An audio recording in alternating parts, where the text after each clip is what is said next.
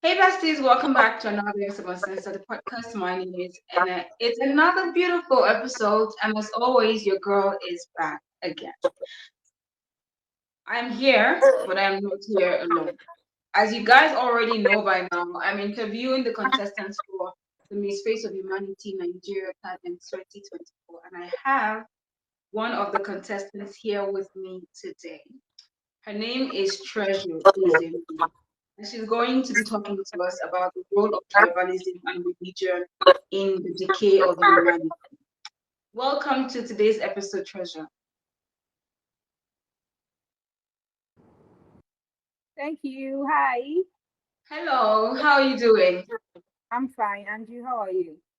I'm okay. I'm okay. So, Treasure, I hear that you speak Chinese. Yes, I do. Okay, can you like say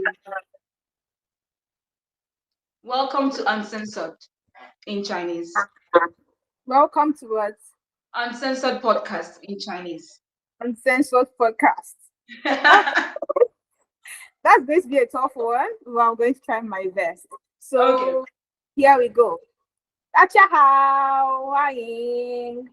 现在我们开始一起聊天，在 Uncensored。Okay. I think I should use that as my new logo. I should just put it in Chinese and just say, this is the new thing. Today, watch it.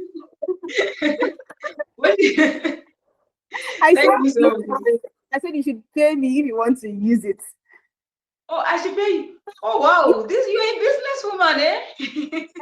You will remember. Yeah, that's true. That's true. That's true. Welcome to the episode. So, what I like to do is I like to give my guests the opportunity to introduce themselves. Because what better way to hear it from than from the horse's mouth, right? So, give us a brief introduction of Treasure. Okay. Good afternoon, everyone. Dajiahao. My name is Treasure Godwin Isenbi. 我的名字是吴小妮宝贝。Currently, I'm a contestant from His Face of Humanity Nigeria 2024. I'm a Chinese translator. I work as a Chinese translator for a construction firm. I'm 21 years old and I'm from Ebonyi State, Nigeria. Afikpo North, Ebonyi State. And I'm currently representing Anambra State for the Miss Face of Humanity Nigeria 2024. I'm a woman and a girl child advocate. I advocate for the rights of women and children, self-sufficiency. I love seeing women taking spaces where males are normally dominant. So yeah, that's all I'm about in a nutshell. Okay, that's interesting. So, why Miss Face of Humanity in Nigeria? Okay, the thing is not just Miss Face of Humanity Nigeria. Naturally and actually, before this year, I always knew that humanitarian act is my thing. I volunteered in some, it might not be really big, but I volunteered in some little projects organized by my group in church and all of that. And so I'm really keen to helping people out. Now, the idea is we all think that to carry out humanitarian acts or services, you need to have tons of money, but you do not really need to. Do not really need to. So yes, I found out that in a world where negativity is prevalent, in the world where negativity is often seen every day, humanity is something that can beat the odds. Humanity is something that can unite people together, especially in Nigeria. We have so many ethnic groups in Nigeria, and humanity is something that has brought us together as one people to fight. If not for humanity, the end bad governance in Nigeria won't have happened. During the protest, nobody remember that they're from a different tribe or they're from different homes or different families. We all just wanted to be happy, one big happy family. And so that's why we came together to fight for one cause. And so that is why I'm here in Humanity on the platform to fight for one cause, regardless of where we are from or our differences. Okay, interesting. You said something about the fact that you like to see women in spaces where men are dominant, Yes. and you are for the you are for women, and I'm for women. So I like to see people that align with what I like to do. What have you done before now? Because one thing I believe in is if you people go into pageantry because they're passionate about something that is in line with that pageant, right? And when you go to pageantries, you're also looking for a bigger stage where you're able to achieve something that you're passionate about. And when I see people say they're passionate about something, I like them to I like to see that they're already doing something before you get a bigger platform to do it on a bigger stage. So what would you say is that thing that you have done? Something with what you're passionate about. What have you been doing before now? And how do you hope to use this platform to do it on a bigger scale? Okay, so what I've done before now, actually, I have carried out so many projects online. The last project I concluded last year before this year was areas lacking in women empowerment. I had few queens who spoke, Augustina Augustine, I had Ifunaya Basila. I also had the mental health awareness campaign where I had Queen Cynthia Penelope, current Miss Earth Nigerian Water 2024. I also have carried out a project on Dare It. Dare It was a project I concluded in my school before I graduated last year, mainly for young people who are scared to take that leap of faith, who are scared to start something new because they think it might not work out. And currently this year, I also carried out a project on humanity as a tool for unity. In as much as I'm for women and I love women taking spaces and having their own opinions, if we do not see ourselves as one, if we do not have that unity, that bond that binds us together, it's of no use. So I've carried out this project, and in each of the projects, I have things outlined for them. The most important one for me was the areas lacking in women empowerment, which I carried out last year. There we discussed how skill acquisition, self-sufficiency can be of use to we women. Because you can't stand in a male-dominated space if you're not self-sufficient yourself. So, in that program, we discussed about how women can be self-sufficient, personal growth journey, skill acquisition, and education. Education, people might think, oh, education has to just be in four walls of a school. But education might just be you using your phone to read something meaningful and add something meaningful to your life.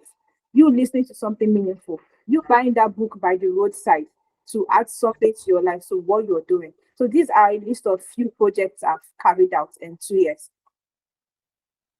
Okay, interesting. So how do you hope to use this platform? Say, for instance, you are already Miss Face of Humanity in Nigeria. What do you hope to do with this platform?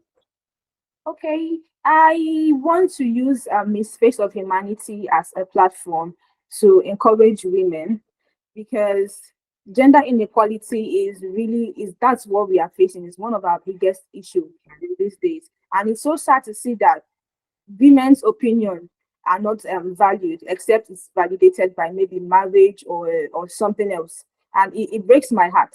So I hope to use Miss Face of Humanity Nigeria as a platform to teach women that they can do whatever they set their minds to do. They do not need validation from anybody, and the fact that nobody has done it before doesn't mean you cannot do it. I mean, I'm working in construction. I'm the youngest in my firm. I'm just 21 and I've done it and I will still do it. So all you need as a woman is just to believe in yourself. And that is what I want to teach women. But you can't believe in yourself if you're not self-sufficient, if you've not equipped yourself with the right information and right knowledge to help you carry that out. So using this Face of Humanity as a platform, I would want to teach women to embark on a personal growth journey on self-sufficiency. In that way, once we've embarked on that journey, then we can come together and build a better space and a better place for all women. Okay, interesting. So coming to the topic now, the topic for today's episode, tribalism, the role of tribalism in religion, in the decay of humanity. What, in your opinion, is tribalism? Okay. In my opinion, Tribalism is a dedication to one's strong will or loyalty, especially towards one's tribe or one social group.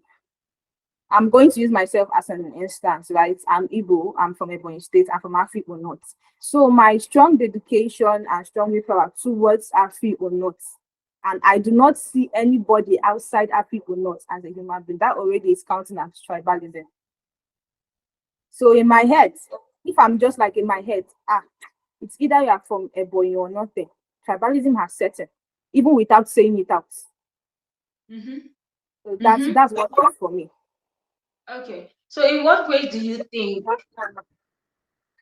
tribalism, before we get to religion, in what Yeah. ways do you think tribalism has caused a decay in us in humanity?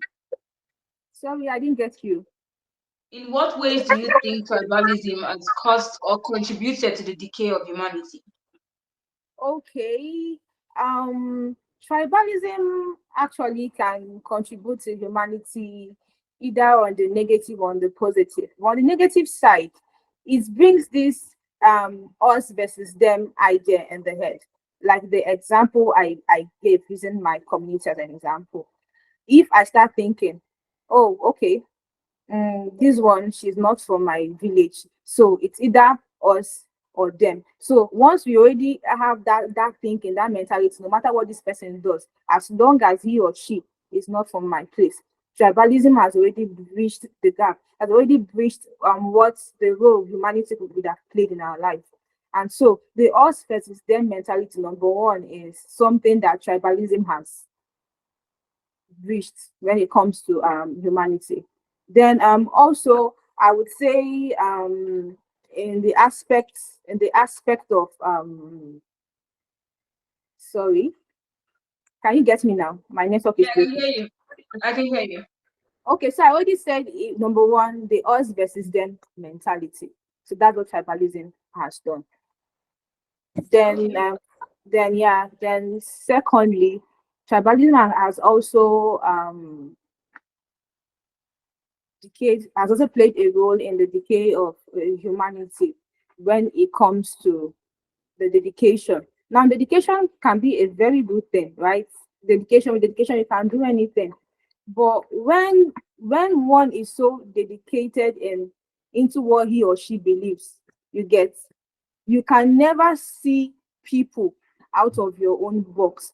So tribalism kind of like puts you in a box as to how you can see people. This one, Omo Yoruba. So anything that the person is saying, you cannot even think of it, or you can't take it as a knowledge that should be acquired, because in your head, in your mind, this person is not from my place. So tribalism puts you in a box and will not let you to see people outside of that box. So that's what tribalism does. Okay. Okay. It puts you in a box. It does put you in a box. Yeah. In what ways has religious conflict shaped the course of human society, human history rather? In In what what ways ways has it? has religious conflicts Yes. shaped the course of human history? Okay, number one, religion has actually shaped the course of humanity. Number one, in dogma, I call it dogma or doctrine. Um, every religion has what they believe in, what they stand by, what rules them. Now, that dogma, people now act by that dogma without even thinking, without the sense of reasoning, without thinking of what use is this doctrine, of what value is it, what is it going to add to my life, to people around me. So that doctrine is something that has been put into people from childbirth, and so they've grown up with that thinking. They do not need to think twice about it. So dogma is one thing that segregates people. It has the power to destroy and also has the power to bring together. So it all depends on how you tend to use that, either for the positive or for the negative. Do you think religion is good for humanity? Religion is, oh god, that's a two-way question. Religion. Religion is good for humanity in the sense that it brings a sense of fulfillment. I'm going to use myself as an example. I'm a Christian and a strong Christian at that.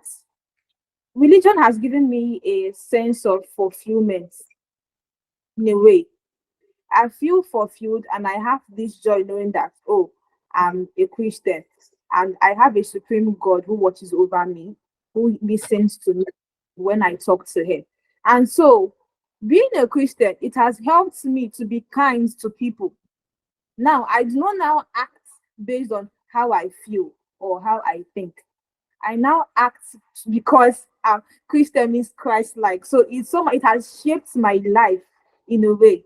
So yes, religion has helped me complete this. I've forgotten your statement. Okay, religion has been is good for humanity. Yes, religion is good for humanity. Which brings me to my next question. Do you Okay. think religion has been used both as a tool for peace and as a weapon for division? Yes, religion has been used both as a tool for peace and weapon. For division. Yes, now I'm going to explain that. Being a tool for peace, it has brought people that on a normal day they shouldn't be sitting down, talking, drinking, whining, and dining together. Religion has given a lot of people families. We call them families, families that are not blood related, friendships that you can't get on a platter of food. Religion has done that. And also it could also be used as a tool for a weapon for division, in the sense that the moment you start seeing one religion superior to the other, already that is division in your head.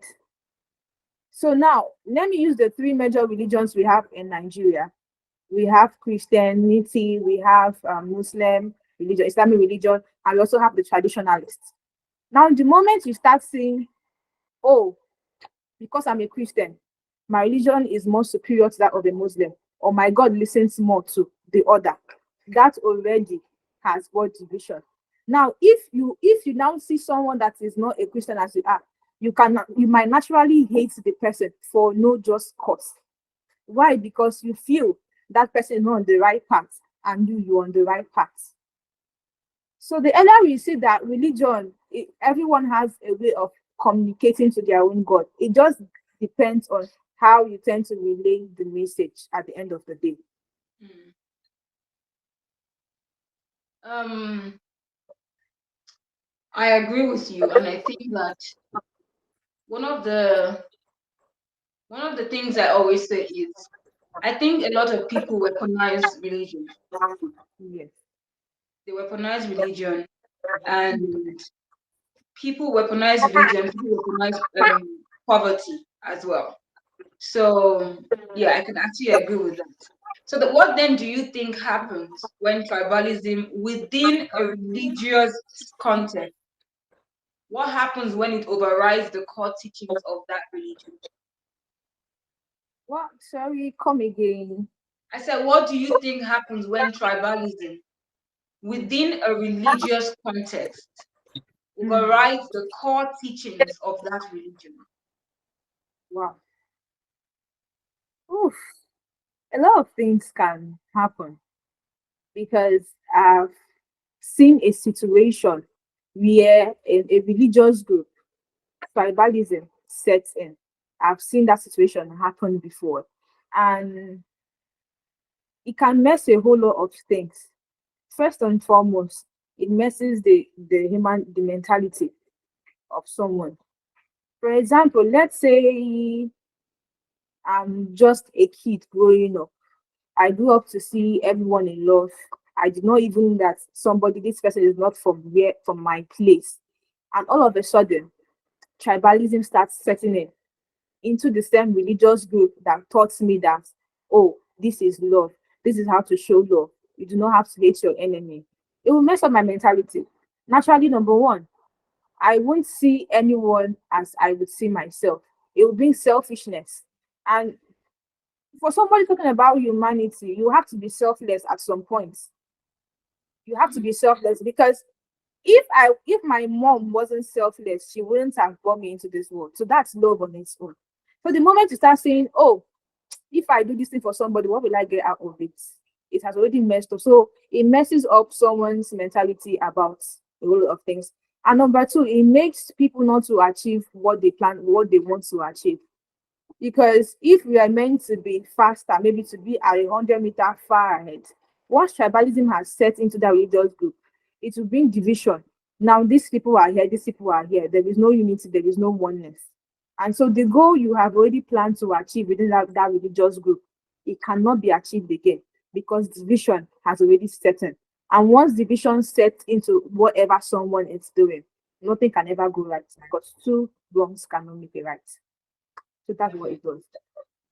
Two wrongs cannot make it right, but sometimes it makes a point. But yeah, two wrongs cannot make it right. Say what you want to say. Which is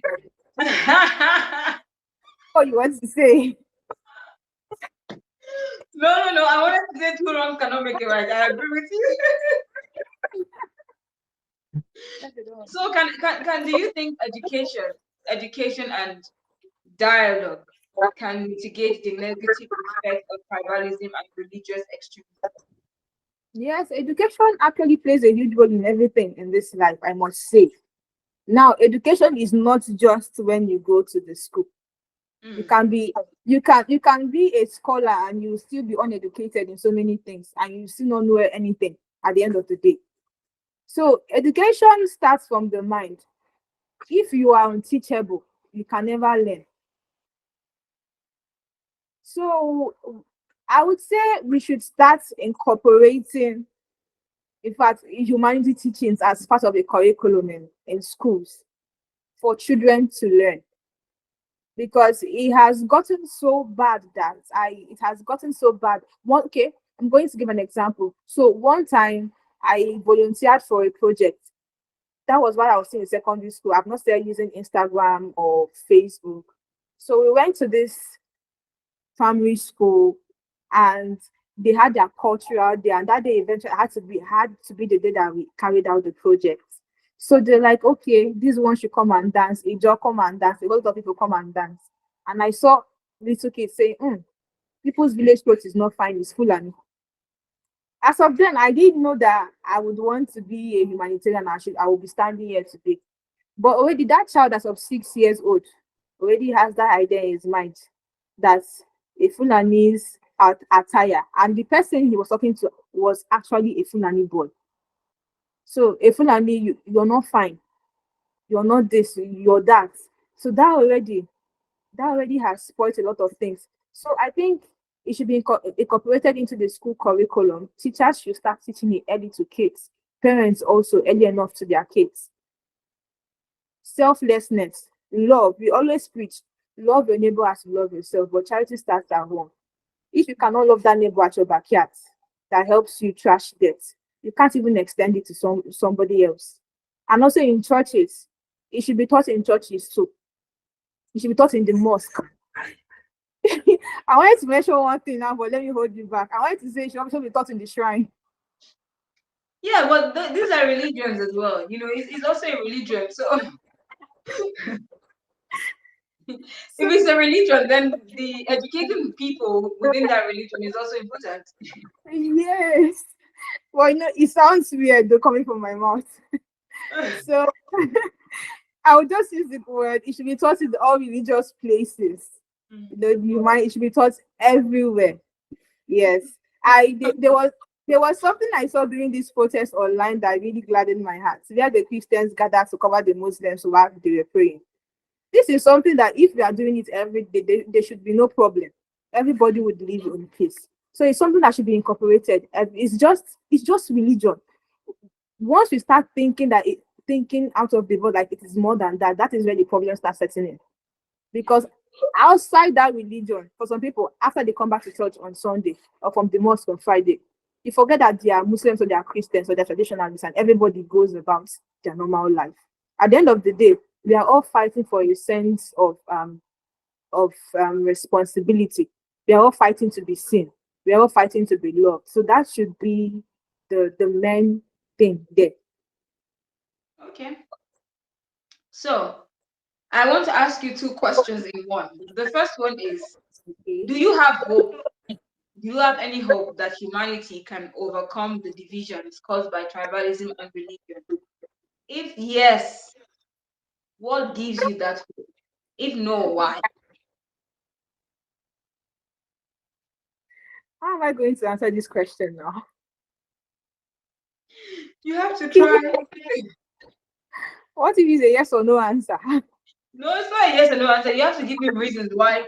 Oh, yes, I have hope that humanity will override this division as been caused by tribalism and religion. Why do you have hope? What kind of hope do you have? If you don't have hope, why don't you have hope? Okay. Uh, Unfortunately, it's not a yes or no answer. okay.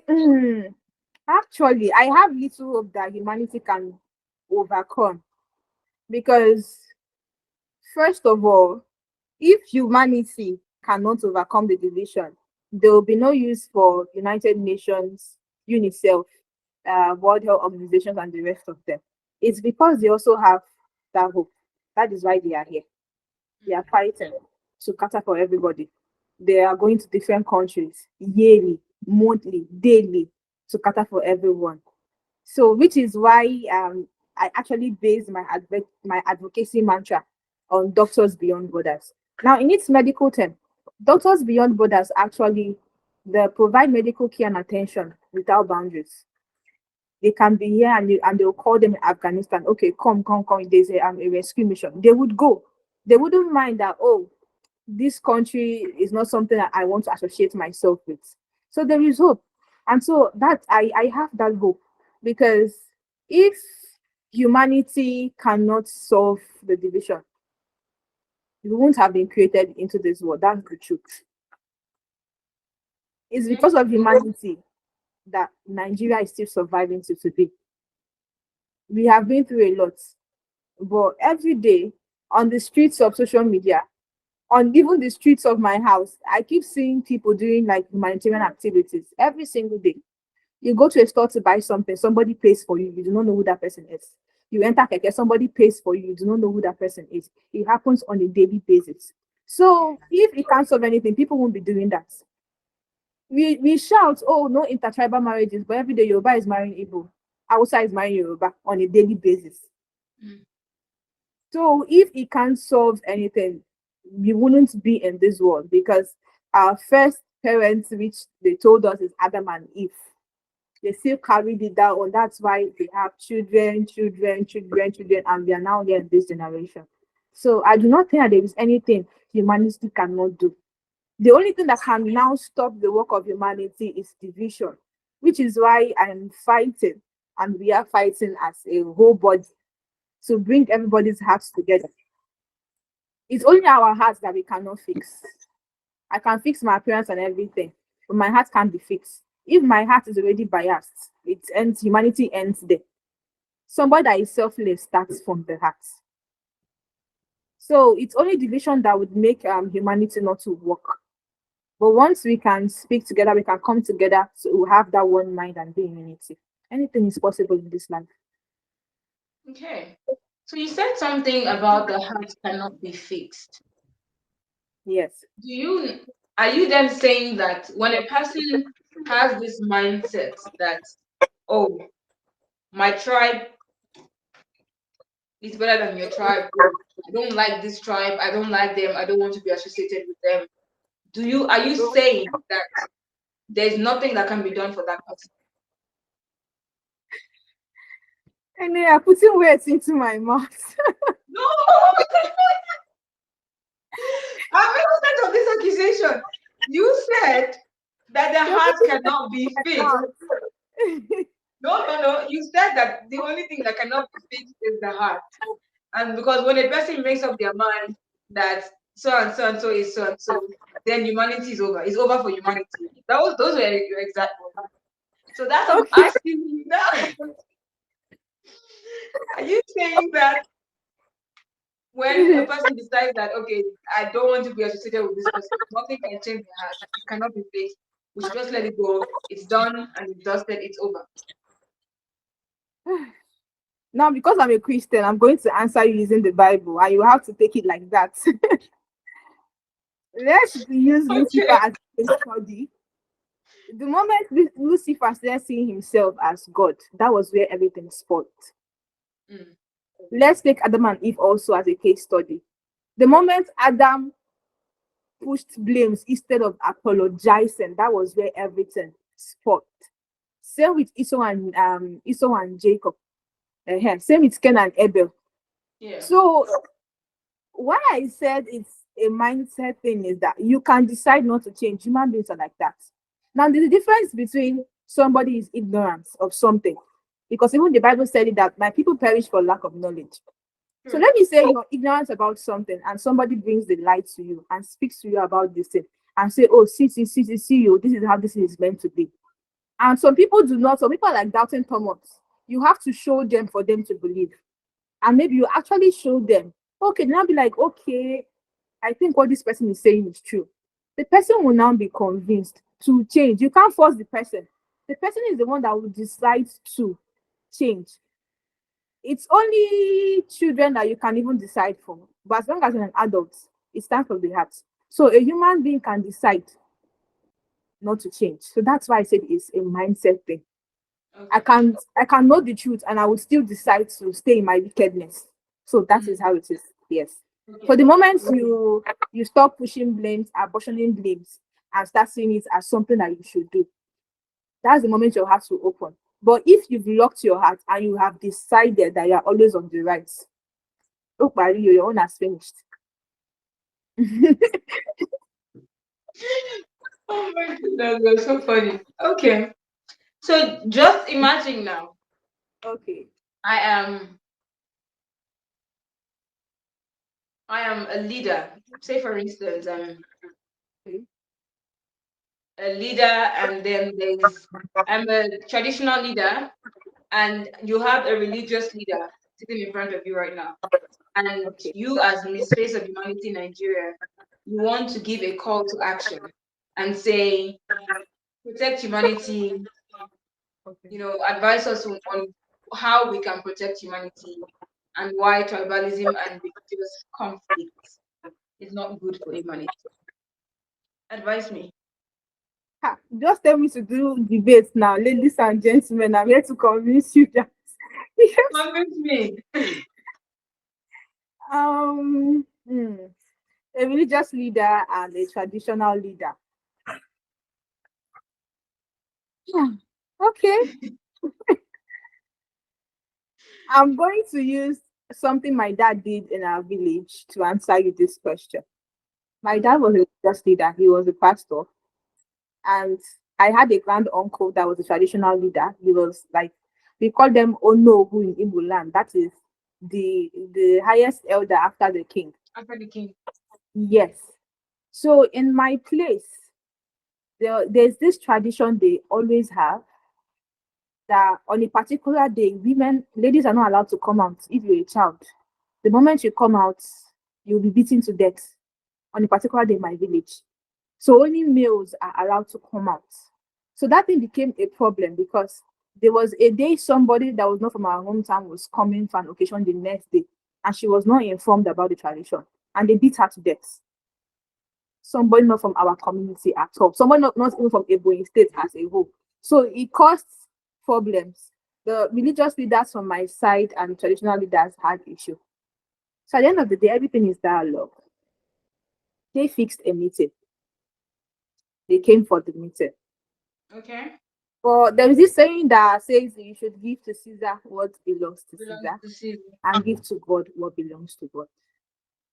That is where this idea of selflessness comes into.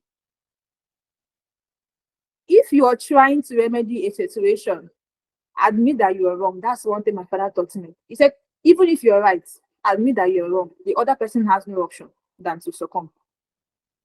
But the moment you start going to, okay, I think this is this, I think this is that, even if you're right, it's going to cause an uproar. And at the end of the day, you end up not achieving anything. So, first thing, let me say you're a traditional leader and I'm a religious leader. I would admit, sorry, I'm wrong. I did not know that so thing is happening. But let's put it in this light. Imagine that it was your child that was beaten to death. How would you feel? Imagine that this so thing touched your family or your own kingdom. How would you feel? Or now, tell me, how are we going to do this? Now you pick what you want to do. I pick what we want to do, and we both respect each other's decision at the end of the day. The idea is not crossing boundaries of anyone because nothing comes for nothing. Everyone is going to give their condition at the end of the day, even if you want to do something. So it's not there for you to accept the condition in good faith, and then later you look for a way to balance it with dialogue. First things first, two wrongs can never make the right. I learned that part from my dad. Even if you are right, admit that you're wrong. The other person has no other like no other opinion than to succumb. So I would say dialogue at the end of the day, talking things Okay. out, planning, respecting boundaries. Because the thing, when they always cause fights, now not respecting boundaries. It's more like they will say everybody you know 25th December is holiday for Christmas. And a religious leader is telling everybody to come out for protest or to come out to come and do this. You're looking for trouble.